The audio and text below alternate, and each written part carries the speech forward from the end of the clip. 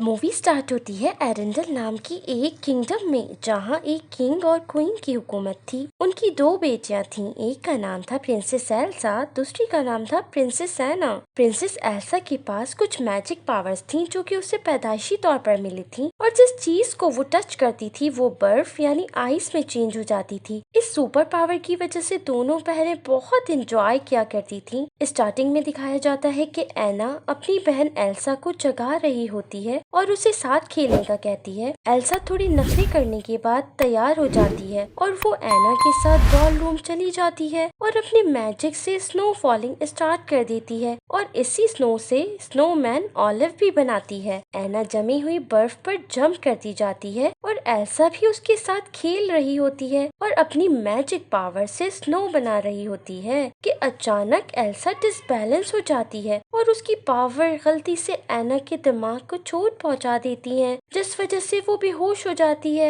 Elsa अपने parents को आवाज देती है और वो फिर एना को ट्रोल्स के पास लेकर जाते हैं। ट्रोल्स का लीडर एना को ठीक तो कर देता है, लेकिन वो साथ ही साथ सारी मेमोरीज भी इरेज कर देता है, जिसमें एल्सा के पास मैजिक पावर्स होने की मेमोरी भी शामिल होती है। यानी जब वो जागेगी तो उसे बिल्कुल भी याद नहीं होगा कि एल्सा के पास कभी कोई स्पेशल पावर थी। इसके साथ ही वो लीडर एल्सा से कहता है कि उसे अपनी पावर्स को कंट्रोल करना होगा और तुम उसे इजीली कंट्रोल कर सकती हो, पर वो एक चीज जो तुम्हें तुम्हारी पावर्स नहीं कंट्रोल करने देगी वो है तुम्हारा डर। तो उसके बाद किंग डिसाइड करता है कि वो एल्सा को एक कमरे में बंद कर देगा ताकि वो वहाँ अपनी पावर्स को कंट्रोल करना सीख सके, और उसके साथ ही कैसल के तमाम डोर पब्लिक के लिए बंद कर दिए जाते हैं और किंग एना को भी एल्सा से दूर कर देता है ताकि फिर से कोई नुकसान ना हो। अब बंद रूम में एल्सा को महसूस होता है कि उसकी स्पेशल पावर्स बढ़ती जा रही हैं और वो ये बात अपने फादर से शेयर करती है। यहाँ पर दिखाया जाता है कि किंग उसे हौसला देते हैं और कहते हैं तुम्हें डरे बगैर इन पावर्स को कंट्रोल करना होगा और जितना तुम डरोगी उतनी ये पावर्स बढ़ती जाएंगी। इसके साथ ही वो एल्सा को ग्लव्स पहना देता है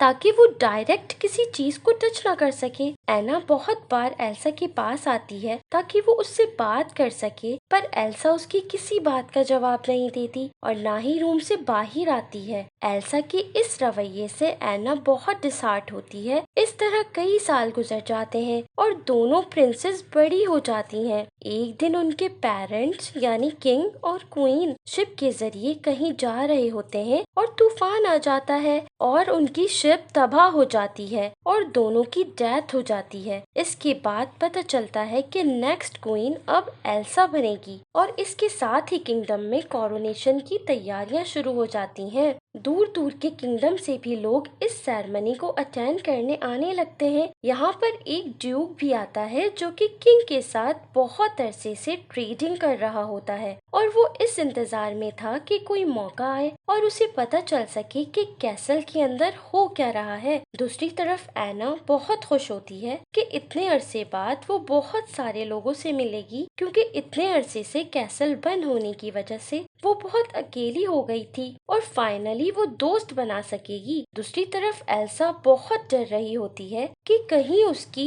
मैजिकल पावर्स का लोगों को पता न चल जाए और कोई उससे हर्ट ना हो जाए। फाइनली कोरोनेशन का डे आ जाता है और कैसल के दरवाजे पब्लिक के लिए खोल दिए जाते हैं। एना सबसे पहले बाहर निकलती है और वो इतने सारे लोगों को देखकर बहुत खुश हो रही होती है। यहाँ उसकी मुलाकात ओल्ड किंगडम के प्रिंस हांस से होती है और पहली ही मुलाकात में दोनों को एक दूसरे से मोहब्बत हो जाती है। दूसरी तरफ दिखाते हैं कि कोरोनेशन की तकरीब के लिए प्रीस्ट एल्सा से कहता है कि अपने ग्लव्स उतार दो ताकि वो हॉली ऑर्ब को पकड़ सके। एल्सा जब उसको पकड़ती है तो वो बर्फ में चेंज होने लगता है, जिसकी वजह से वो फौरन उन्हें वापस रख देती है। अब एना एल्सा के करीब जाने की कोशिश करती है क्योंकि इतने सालों में वो एक दूसरे से बात भी नहीं कर सकी थी। एल्सा उसे अपने पास नहीं आने देती और ये बात एना को बहुत दुखी करती है। यहाँ पर उसे प्रिंस हांस मिल जाता है और ये दोनों टाइम स्पेंड करने के लिए बाहर चले जाते हैं। ये दोनों बहुत एंजॉय करते हैं और प्रिंस हांस एना को प्रपोज कर देता है और एना बहुत खुश हो जाती है और फौरन ही प्रिंस को हाँ कर देती है। इसके बाद वो प्रिंस हांस को लेकर एल्सा के पास आती है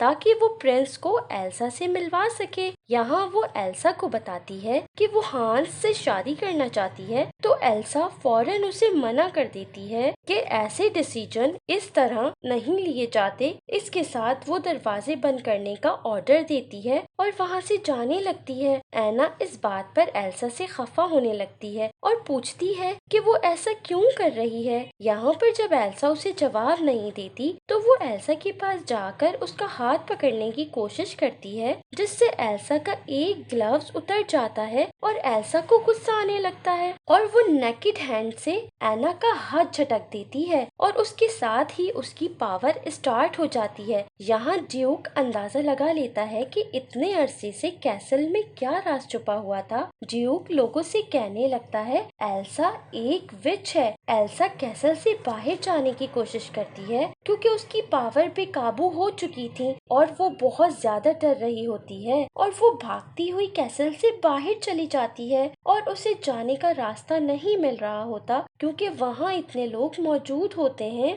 वो पीछे हटते हटते फाउंटेन को पकड़ लेती है और वो पलक झपकते ही आइस में चेंज हो जाता है और ड्यूक सबसे चिल्लाकर कहने लगता है कि देखो वो एक विच है। एल्सा मजीद घबराकर वहाँ से भाग जाती है और पानी के थ्रू किंगडम के दूसरी तरफ बहुत दूर चली जाती है और जिस पानी पर भागकर वो जा रही होती है वो भी आइस में तब्दील हो जाता है और फिर किंगडम में अचानक से स्नो फॉलिंग शुरू हो जाती है। इसके बाद ड्यूक कहता है कि एल्सा शापित है और ये सब उसकी कर्स की वजह से हुआ है। यहाँ पर एना अपनी बहन को डिफेंड करती नजर आती है और कहती है कि मेरी बहन कोई विच नहीं और ना ही उसने कोई कर्स दिया है। इसके बाद वो हांस को कैसल की सारी रिस्पॉन्सिबिलिटीज देकर एल्सा को ढूंढने निकल पड़ती है। दूसरी तरफ एल्सा चलते चलते एक माउंटेन तक पहुँच जाती है। यहाँ पर वो बिल्कुल तन्हा होती है। यहाँ पर एक बहुत ही beautiful song let it go start हो जाता है और एल्सा अपनी पावर्स के जरिए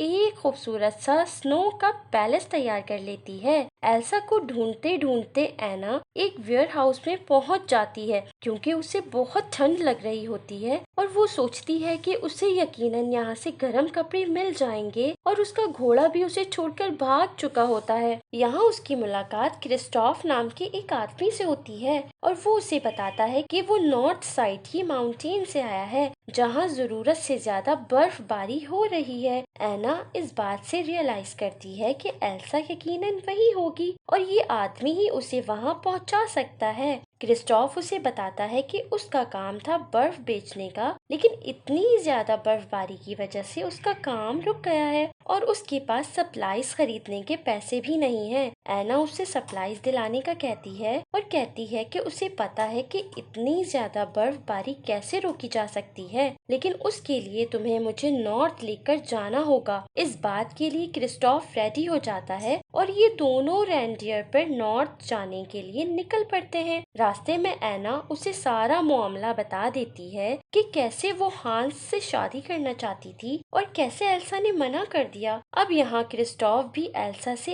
एग्री करता है और कहता है कि तुम्हारी बहन का कहना बिल्कुल सही था। शादी का डिसीजन इतनी जल्दी कोई कैसे ले सकता है और वो भी किसी को जाने बगैर। अब यहाँ अचानक रेनडियर रुक जाता है और आने वाली अजीब सी आवाजें सुनने लगता है। उन्हें एहसास होता है कि कुछ वेयरवुल्व्स पास में हैं और उनका पीछा करने लग गए हैं। क्रिस्टोफ बड़ी मुश्किल से सबकी जान बचाता है। वो एना, रेनडियर और खुद को तो बचा लेता है, लेकिन उसका स्लज तबाह हो जाता है। अब ये लोग पैदल सफर करने लगते हैं क्योंकि माउंटेन करीब ही था। थोड़ा दूर जाने के बाद एना को एक स्नोमैन नजर आता है, बिल्कुल वैसा ही जैसे एल्सा बनाया करती थी, जिसका नाम ओलफ था। एना ओलफ से कहती है कि उसे एल्सा के पास जाना है क्योंकि इस बदलते हुए मौसम को सही करने के लिए एल्सा के पास जाना बहुत जरूरी है। ओलफ भी इस बात से एग्री करता है और कहता है कि मैं भी समर एंजॉय करना चाहता हूँ और कहता है कि मेरे साथ चलो, मैं एल्सा तक ले चलता हूँ। दूसरी तरफ जब एना का घोड़ा किंगडम में वापस आता है तो सब परेशान हो जाते हैं और हांस समझ जाता है कि एना किसी मुसीबत में फंस चुकी है और वो उसको बचाने के लिए निकल पड़ता है। यहाँ पर ड्यूक अपने 2 आदमियों को प्रिंस हांस के साथ ये ऑर्डर देकर भेजता है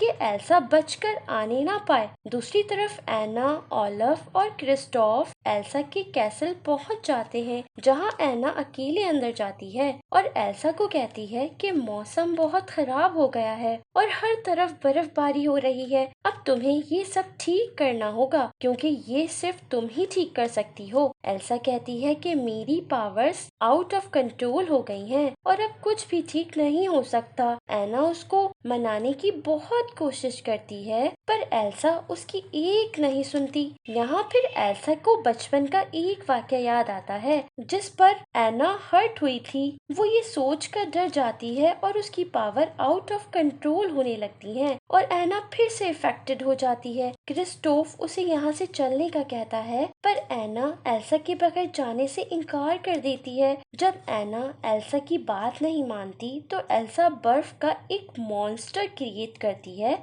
जिसका नाम मार्शमैलो होता है। एल्सा का ख्याल था कि इस मॉन्स्टर से डरकर ये लोग वहाँ से भाग जाएंगे और वाकई ये लोग भागते हैं और माउंटेन से उतरकर नीचे गिर पड़ते हैं। अब यहाँ क्रिस्टोफ नोटिस करता है कि किस तरह एना के बाल वाइट होने शुरू हो रहे हैं और वो कहता है कि ये सब एल्सा के मैजिक से हुआ है। इसके बाद वो एना को अपनी ट्रोल फैमिली के पास ले जाता है। ये वही ट्रोल्स थे जिन्होंने पहले भी एना का इलाज किया होता है। वो इन दोनों को देखकर बहुत खुश होते हैं। वो एना को क्रिस्टोफ की गर्लफ्रेंड समझ रहे होते हैं और यहाँ पर ये लोग तो उनकी शादी भी करवाने वाले थे। क्रिस्टोफ नोटिस करता है कि कैसे एना बर्फ की तरह ठंडी होती जा रही है। क्रिस्टोफ ट्रोल्स के लीडर को बुलाता है जो एक बार पहले भी एना को ठीक कर चुका होता है। यहाँ पर मास्टर ट्रोल बताता है कि एना का हार्ट फ्रीज हो जाएगा अगर उसका इलाज नहीं किया गया और इसका इलाज इसके पास नहीं है। सिर्फ सच्चा प्यार ही उसको सही कर सकता है। यहाँ पर क्रिस्टोफ को हांस का ख्याल आता है कि शायद उसके प्यार से ये ठीक हो जाए। इस बात को सुनते ही क्रिस्टोफ उसे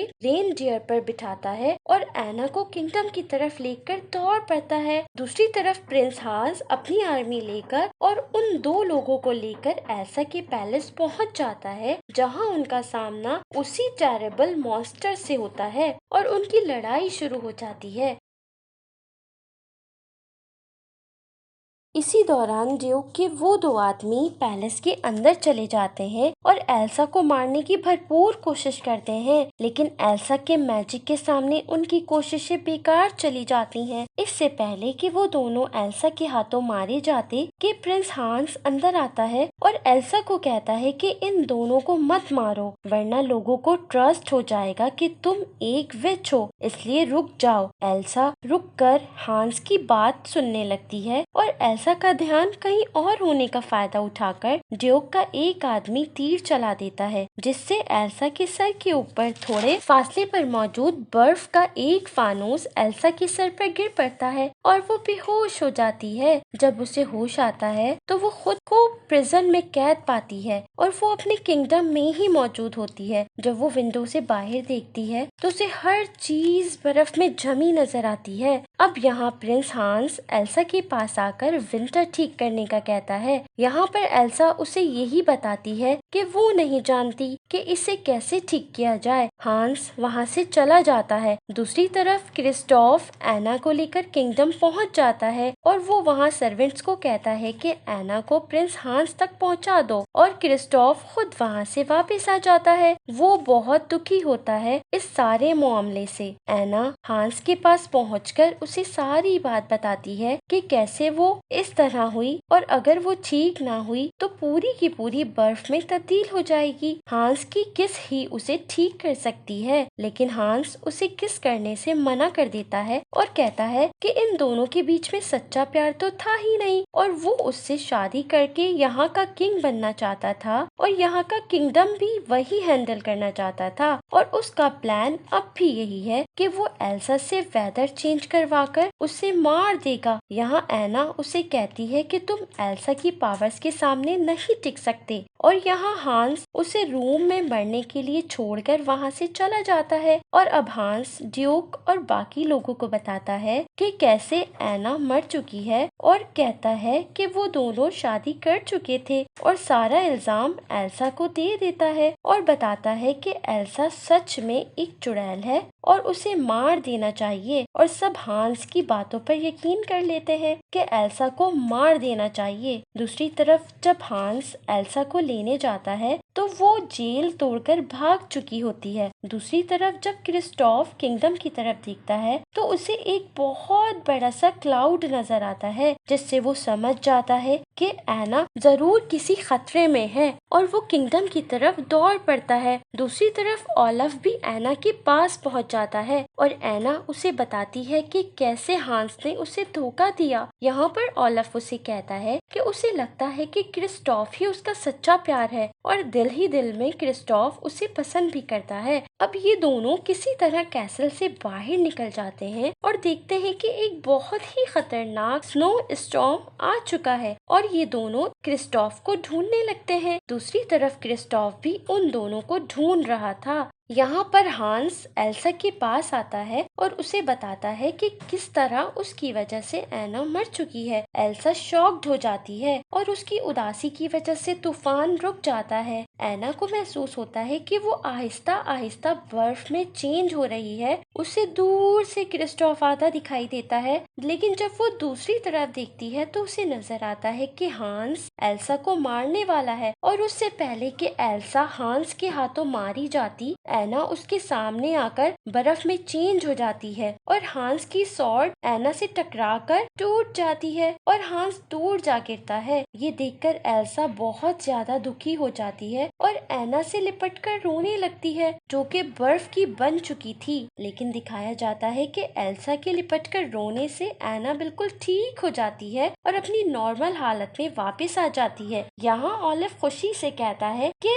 यही वो सच्चा प्यार है जो कि ट्रोल्स के लीडर ने बताया था, और उसे एल्सा भी समझ जाती है कि उसकी पावर्स को सिर्फ प्यार से ही कंट्रोल किया जा सकता है। इसके बाद एल्सा हर जगह से बर्फ रिमूव करके किंगडम को पहले जैसा कर देती है। इसके बाद वो ओलफ को एक क्लाउड देती है कि ओलफ कभी भी पिघल ना सके। इसके बाद एना हांस से कहती है कि तुम हमारे किंगडम से दूर चले जाओ, और एल्सा भी ड्यूक के साथ ट्रेडिंग करने से इनकार कर देती है। अब प्रॉमिस के मुताबिक एना क्रिस्टोफ को स्लज गिफ्ट करती है और एल्सा लोगों को कहती है कि अब मेरे कैसल के दरवाजे कभी भी लोगों के लिए बंद नहीं होंगे, और वो दोनों बहनें फिर से आपस में हैप्पी हो जाती हैं। और मूवी के एंड में दिखाते हैं कि एल्सा के बनाए हुए स्नो पैलेस में मार्शमैलो मॉन्स्टर उसका किराया हुआ क्राउन अपने सर पे लगा लेता है और यही मूवी का एंड हो जाता है। Thanks for watching.